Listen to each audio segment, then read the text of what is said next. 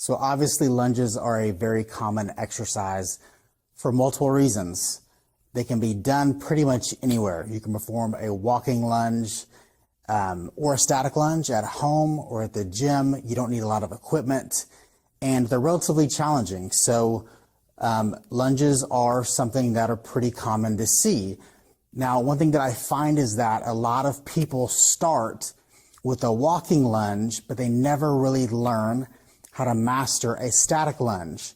And I believe that a static lunge can actually be harder than a walking lunge because it allows you to really think about and control your body the entire time and maintain proper position.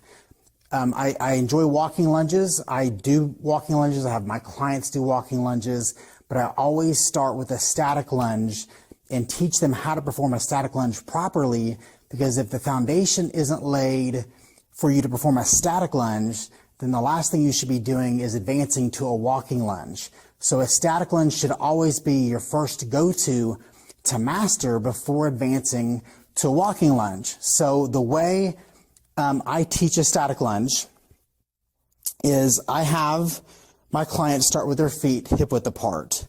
So we're going to use your hips as kind of a guideline for where to place your feet. And this is an important position because from here, you're going to take a step straight back to perform this staggered stance. But we want to maintain that hip width position, because what a lot of people will do is when they step back, they either step wide and they'll have their foot either outside of their hip, or they'll step in a really narrow stance, and it's kind of a beanpole-like stance where you don't have a good center of gravity of your base of support, and it's hard to maintain your balance. So this hip width stance is your foundation for your staggered position.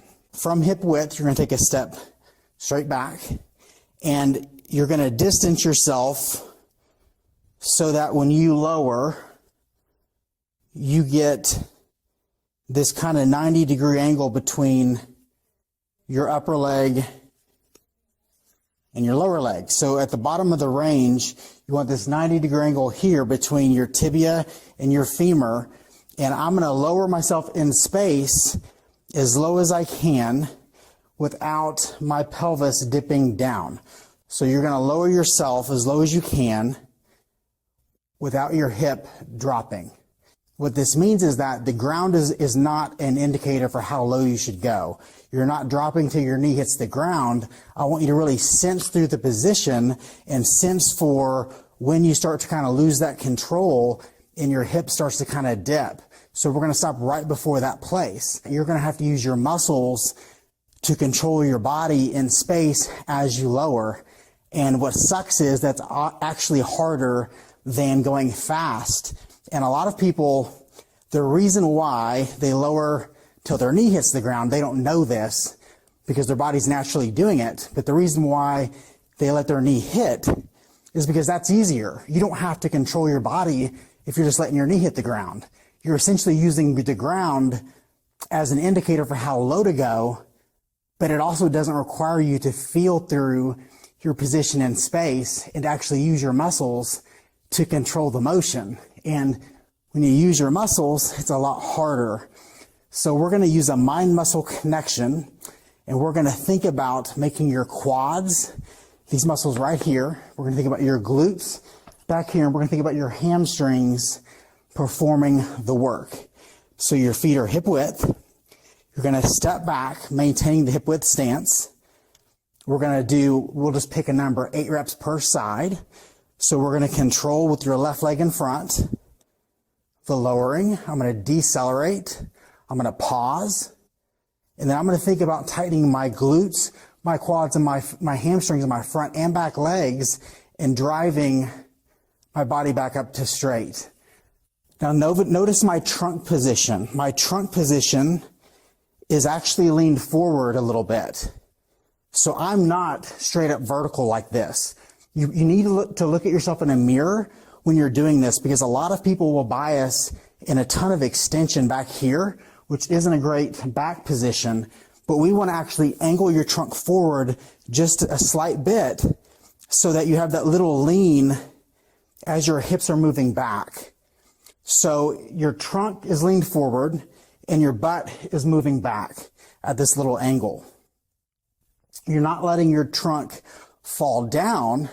You're still fighting gravity and keeping that thoracic extension as you come down, but that angle is also helping you maintain your center of gravity over your base of support. And then we can switch legs. We're going to be hip width. I'm going to take a step back. And then I'm going to lower to where I'm at that 90-degree angle here. And I'm going to control back up right here. So my basic rep tempo would look like this. And when you're at the gym and you watch people do this, most people go a lot faster. They're moving without control up and down like this, which doesn't require you to use your brain and to think about your position. And it's also using physics to your advantage. In my opinion, it's a lazy way to perform a lunge. If you're going to do this exercise, you want to engage with your body. You want to use your mind to control your muscles and get the most out of the movement. Going fast is easy. Most people bias towards fast motion because it doesn't require you to engage mentally in the exercise. And when you go slow and controlled, the slow movement isn't because you're intentionally going slow. The slow movement is because you're actually controlling the motion and tightening the muscles. And as a product of that, the motion tends to go slow. But the goal isn't to go super slow. The goal is to go as fast as you can with control. And typically that's slower than somebody who is not thinking about these things and using these principles. So once you master a static lunge, keeping your position, using the mind-muscle connection, trying not to let, your knee translate way over your toes, and trying not to go so far back this way that you don't have that 90-degree angle here. You want to use these muscles to control the lowering, to fight gravity, to pause at your end range and think about the position, not just letting your pelvis dip to the ground, but probably stopping, if I switch sides to show you, probably stopping, an inch or half inch before this back knee has hit the ground. It just depends on your control of your pelvis, but the ground is no indicator of the depth of a lunge. In my opinion, using the ground is a lazy way to perform a lunge. So if you have questions, this is kind of my most detailed, just me throwing just an exercise technique instructional video together on YouTube. This long form content.